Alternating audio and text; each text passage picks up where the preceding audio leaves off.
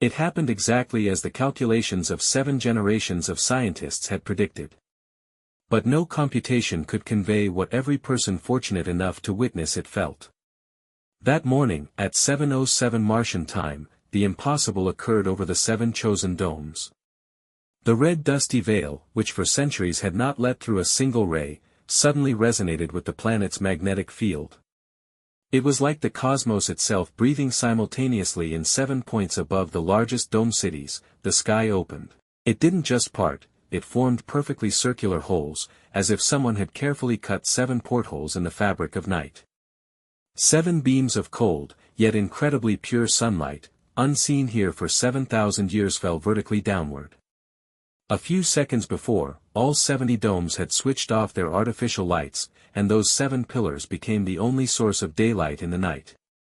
7,000 people chosen by lottery, wrapped in protective suits, stepped onto the surface to become part of history. Among them, under the beam over Dome 4, stood the Ilo family. 7-year-old Archie, holding tightly to his father's hand, looked up into the circle of blue, real Earth-like sky, which he had only seen in old video archives. His voice, trembling with awe, sounded over the general comms channel. "Dad, did the sun come to visit for 7 minutes?" His father, a 4th-generation scientist who had dedicated his life to studying this cycle, barely held back a sob.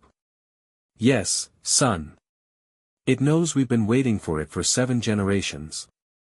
Those 7 minutes passed like a single moment and an eternity. People were silent, wept, or simply stared, trying to etch every second into memory. When the last speck of the solar disk disappeared behind the dust layer, and the red night fully embraced Mars once more, a deep, almost reverent silence fell. But the miracle did not end. As people began to disperse, turning on their helmet lamps, they saw one more thing. On the ground, within the boundaries of the perfect circles where, just 7 minutes ago, the true sun had shone, a metamorphosis had taken place.